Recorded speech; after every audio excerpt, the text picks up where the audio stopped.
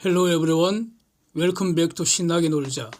사이언스, 테크놀로지, 이코노미, 스트래티지 고민하면서 신나게 노는 곳입니다. 코스피는 지금 어디쯤 가고 있는가? 금년 5월 10일에는 기다리고 기다리던 윤석열 정부가 깃발 올리기를 지금 학수고대하는 그런 중입니다. 저는. 그런데 코스피 지수는 어떨까? 작년 하반기처럼 비실비실 대다가 시원하게 박살이 나서 5년 쇼질 도로아미 탑을 됐다가 다시 시작하는 것인지 검토해 보겠습니다. 우선 코스피, 다우, 나스닥 5년치 그래프부터 보시죠. 다우하고 나스닥은 보시는 것처럼 작년 말까지 주구장창 사상 최고치 갱신 랠리 펼쳐서 역사적인 팬데믹 폭락도 지금 보니까 잠시 쉰 기억으로 정리되고 있습니다. 새삼 미국은 강력하구나 느끼게 됩니다. 코스피는 2017년 서글픈 5월 9일 전후로 코스피 지수 2293 부근이었는데 그해 좀 오르는 폼 잡더니 18년 초에 2607 찍고 하염없이 비실비실 흘러내렸습니다. 그래서 20년 3월 바이러스 팬데믹 시작된 이후에 1439까지 일시 하락했었죠. 그 후에 21년 6월까지 작년 6월까지 글로벌 랠리 뒤따라가는 흉내를 냈습니다. 1년 3개월 올라서 3316 그래서 우리도 사상 최고치 찍긴 찍었습니다. 그런데 작년 7월부터 다시 비실비실 흘러내려서 5개월을 하락하다가 12월에 반등하는 듯 하더니 지금 다시 흘러내리고 있습니다. 모든 길은 로마로 통했듯이 모든 돈은 미국으로 가고 있는 것 같습니다. 그런 모습을 지금 보는 것 같아요.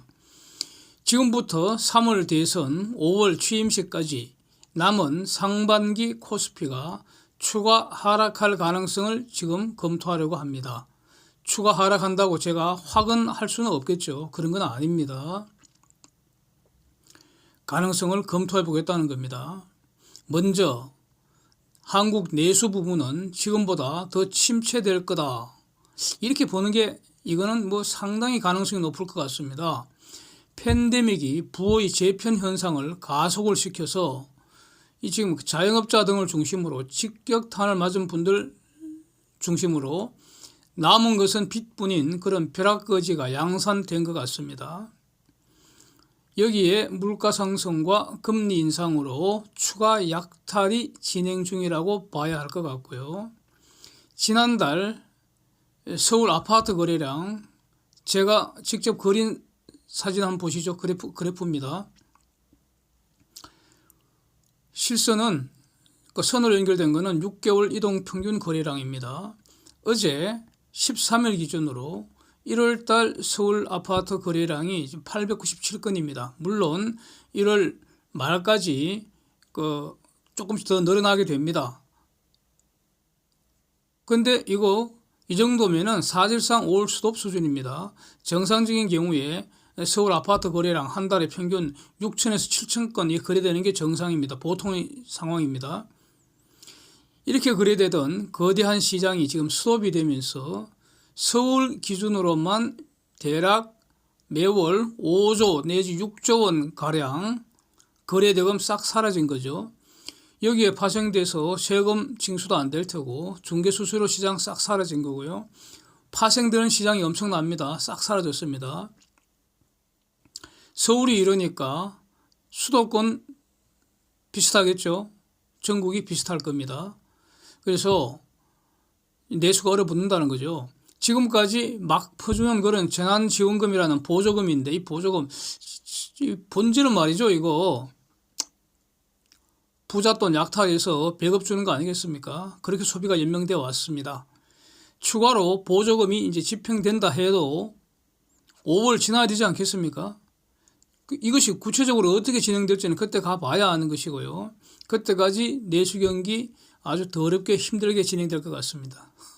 그렇지 않습니까? 봄이 와도 소비는 더 얼어붙을 가능성이 높을 것 같습니다. 그럼 수출 경기는 어떨까? 지금까지 수출 호조는 팬데믹 기저효과, 베이스 이펙트라고 보는 것이 맞을 겁니다. 지금부터는 반대로 피크아웃 이펙트 때문에 둔화될 가능성 열어둬야 할 겁니다. 그래도 글로벌 공급망 재편 과정에서 한국 수출은 경쟁력 유지할 것으로 보기 때문에 수출이 그나마 비빌 언덕이 되지 않을까 싶습니다. 실물에서는 수출이라면 코스피 시장을 본다면 미국 주식시장, 다우나 나스닥 시장을 봐야 되지 않겠습니까? 이거 봐야 하는데 미국 정책은 금융 완화에서 금융 긴축으로, 즉 지금까지 돈 뿌리기에서 지금부터 돈 회수하는 걸로 정반대로 급선회를 했습니다. 금융 긴축이 예상보다 더 빨리 더 세게 진행되는 모습입니다. 어저께 연준 의장 제롬 파웰의 재인준 청문회에서 인플레이션의 전쟁에서의 승리가 최우선 과제임을 여러 차례 강조를 했습니다. 시장에서 예상한 것보다 금리 더 올릴 수 있다, 더 빨리 행동할 수 있다, 이것을 파웰의 입에서 직접 나왔습니다. 다만 골드만삭스가 7월에 QT 시작될 거다 이렇게 예상을 하기도 했는데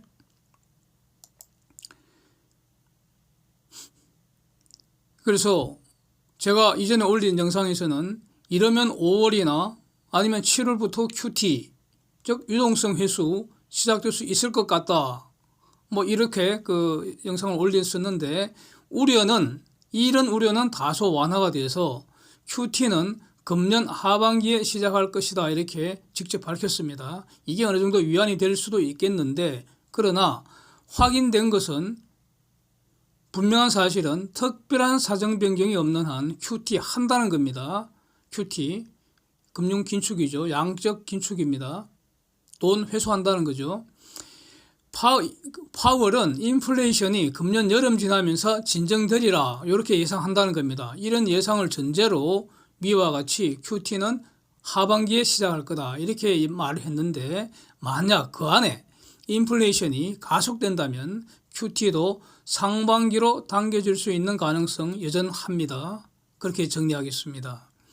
오늘 발표된 근원 생산자 물가지수 그래프 보시죠. 상승세 지속되고 있고요. 지금 생산자 물가지수니까 생산자들이, 즉 기업들이 이 소비자 가격에 증가하지 않는다면 그러면 기업 이익이 줄어드는 거 아닙니까? 그러면 이익 줄면 약세 요인이죠. 만약에 소비자 가격으로 증가에 성공하면은 그러면 근원 소비자 물가지수, 코어 PC 물가지수가 추가로 올라가지 않겠습니까?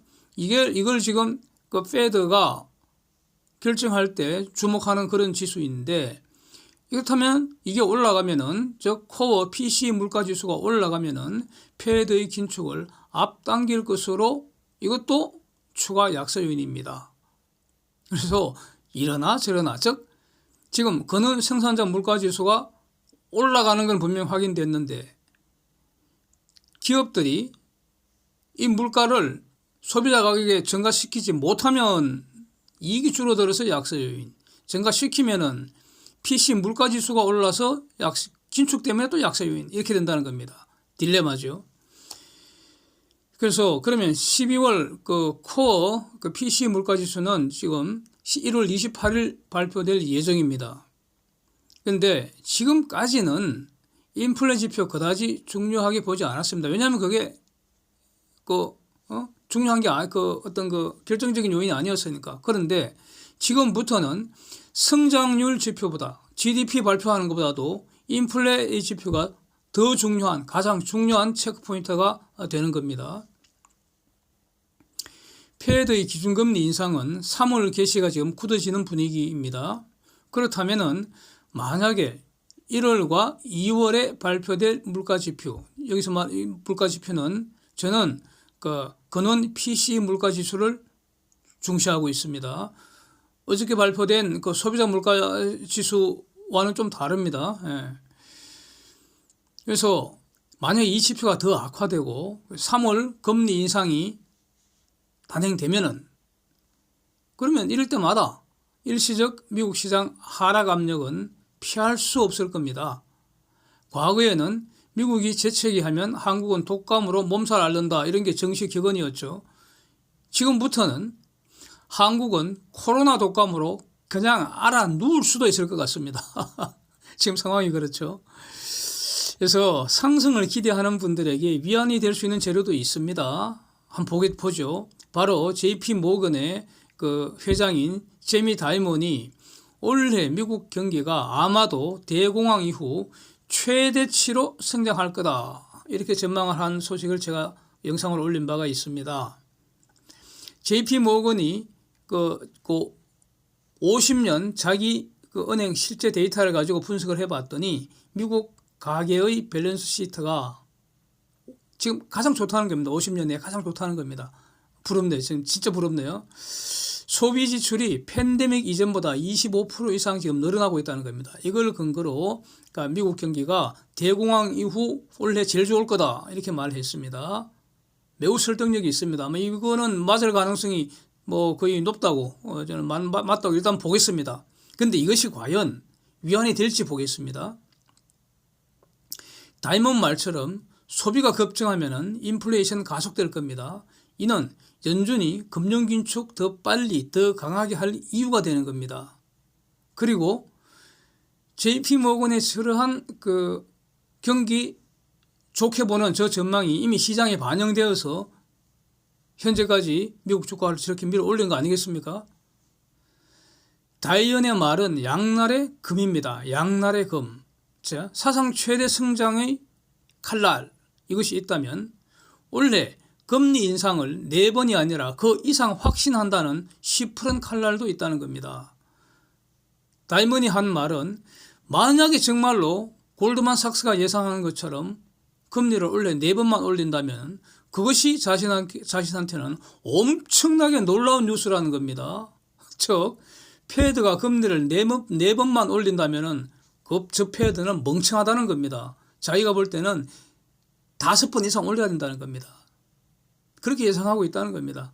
그래서 그 다이먼의 말은 결코 상승을 기대하는 분들에게 위로가 될 수 없지 않을까. 다이먼의 말은 시푸른 양날의 검이라는 겁니다. 정리하면은 연준의 정책 우선순위가 인플레이션과의 전쟁이기 때문에 미국 고성장은 더 이상 호재가 아닐 수 있다는 겁니다.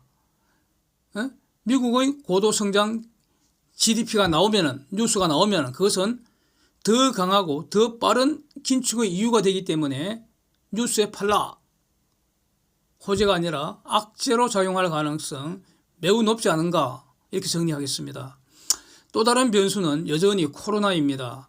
사진에서 보는 것처럼 오미크론이 지금 거의 막 광속으로 퍼지고 있는 것 같아서 또 다른 그 뉴스 사진 보시면은 workers call out sick 이럽니다. sick 아프다고 생 난리라는 겁니다. 사람들이 일하는 사람들이 한창 일할 사람들이 most people are going to get COVID 세상 사람들 코비드 다 걸릴 것 같다는 거죠. 사람들이 일을 해야 경제가 성장하는데 일할 사람들이 여기저기서 코로나 걸려서 아프다고 지금 소리 지른다는 이런 내용이죠. Workers call out sick. 독감 심하게 걸려도 하루 이틀 쉬어야 하잖아요. 저는 최근 한 20년간 지금 뭐 이런 뭐 감기 같은 걸 앓은 경험이 없어서 그러나요. 과거 아주 젊었을 때는 독감 심하게 앓은 경험이 여러 번 있기 때문에 정말 끙끙 앓죠. 뭐 이불 속에 들어누워서 그랬던 기억이 생생한데 코로나 독감 걸린 사람들은 보통 독감하고는 다르잖아요. 더 심할 거 아닙니까? 그래도 코로나인데. 그래서 코로나 독감 걸린 사람들이 한창 일할 사람들이 여기저기 수두룩하면은 일이 제대로 되겠는가 돌아가겠냐 이겁니다. 이런 걱정입니다. 그래서 과연 그 제미 다이먼의 예상이 맞을지도 이제 일단 두고 봐야겠는데 이 광속처럼 퍼지는 이 코로나 때문에 혹시라도 제미 다이먼의 예상이 틀려서 성장이 둔화되는 조짐을 보여도 연준은 성장 둔화에는 별로 신경 안 쓴다는 겁니다. 이제부터는. 오직 인플레이션 잡기에만 주력을 하겠다. 이게 바로 파웰 발언의 핵심입니다. 원래 그 코로나 종합 영상을 준비를 했었는데 지금 이 영상을 먼저 올리게 됐습니다. 코로나 영상은 그 후에 다시 올리겠습니다. 그렇다면은 미국 시장도 지금부터 갈 길은 지금까지 온 길과는 많이 다르지 않겠는가? 많이 들컹거리지 않겠는가? 그렇다면 한국은 코로나 독감으로 완전히 알아눕는 거 아닌가? 여기 한국은 한국 주식시장입니다. 이 가능성을 열어둬야 하지 않겠는가? 준비를 해야 되지 않겠는가? 5년 전 슬픈 시작이 새드 엔딩으로 이 제자리를 빠꾸 하는 거 아니냐? 고백 하는 거 아니냐? 5년 쇼질이 도라미 타물되는 거 아닌지 이 가능성을 열어둬야 하지 않겠는가? 주목해 보겠습니다. 사진 한번 보시면은 코덱스 인버스가 작년 가을 저점 3,660원에서 지금 슬금슬금 오르고 있습니다. 어제 종가가 4,015원입니다. 그래서 저는 이 투자하면서 반드시 해지하면서 투자하는 거 늘 권하고 있습니다. 각자 본인들이 해지 투자 다시 점검하시라고 말씀을 드리고 싶습니다. Thanks for watching. See you next.